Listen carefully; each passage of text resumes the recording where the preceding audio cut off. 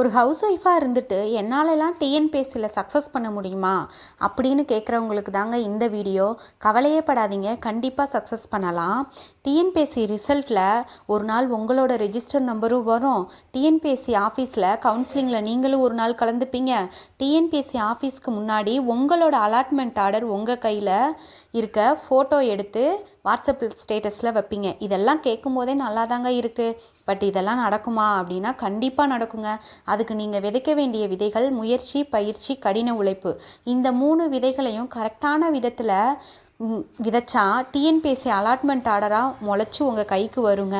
சரி வாங்க, ஹவுஸ் ஒய்ஃபாக இருந்தாலும் டிஎன்பிஎஸ்சிக்கு ப்ரிப்பேர் பண்ண சில டிப்ஸ் பார்க்கலாம்.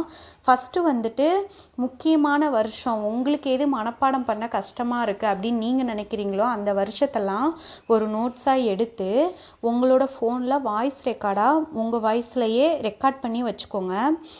இப்போ எப்படின்னா 1905 அப்படின்னா வங்க பிரிவினை, 1916 அப்படின்னா தன்னாட்சி இயக்கம், அப்படி நீங்களே சொல்லி ரெக்கார்ட் பண்ணி வச்சுட்டு நீங்கள் சமைக்கிறப்போ அதை போட்டு கேட்கலாம். நம்ம ஒரு 10 வருஷம் படித்தோம்னா ஒரு 6-7 வருஷம்னாச்சும் நம்ம மனசுக்கு நிற்கும்.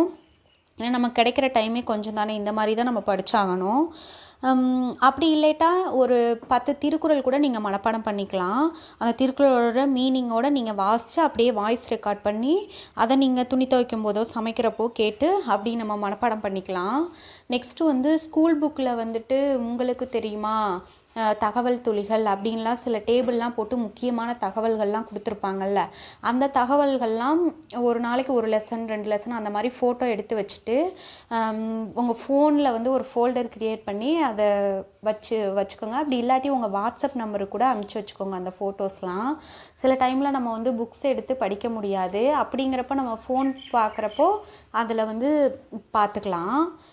நெக்ஸ்ட்டு வந்துட்டு ஒரு சார்ட்டில் வந்து மேக்ஸோட ஃபார்முலாலாம் எழுதி வச்சுக்கோங்க. இப்போ வந்துட்டு வால்யூம், அதுக்கப்புறம் அந்த சிம்பிளிஃபிகேஷன், அந்த ஃபார்முலாலாம் இருக்குல்ல, அதெல்லாம் ஒரு சார்ட்டில் எழுதி வச்சுட்டு உங்கள் கிச்சனில் ஜன்னல் ஓரத்துலையோ இல்லை உங்கள் கண்ணில் படுற மாதிரி எழுதி வச்சுக்கோங்க. ஏன்னா அது ஒரு டைம் நம்ம பார்க்கும்போது ஒரு ஃபார்முலா மனப்பாடம் பண்ணலாம். நமக்கு சமையல் வேலை பண்ணிகிட்டே ஃபார்முலாவும் நமக்கு வந்து ஓரளவு மனப்பாடம் பண்ணிடலாம். இப்படியெல்லாம் நம்ம படித்தாதான் மற்றவங்களோட நம்மளும் போட்டி போட்டு ஜெயிக்க முடியுங்க. ஏன்னா நமக்கு கிடைக்கிற டைமே கொஞ்சம் தான். அந்த டைமை நம்ம எப்படி வேல்யூபுளாக யூஸ் பண்ணணுமோ அந்த மாதிரி யூஸ் பண்ணிக்கணும். நல்லா படிங்க, தொடர்ந்து படிங்க. உங்கள் கையிலே ஒரு நாள் டிஎன்பிஎஸ்சி அலாட்மெண்ட் ஆர்டர் கண்டிப்பாக இருக்கும். வாழ்த்துக்கள். தேங்க்யூ. வீடியோ பிடிச்சிருந்தால் மறக்காமல் லைக் பண்ணுங்கள், ஷேர் பண்ணுங்கள், கமெண்ட் பண்ணுங்கள், சேனலுக்கு சப்ஸ்கிரைப் பண்ணுங்கள். தேங்க்யூ.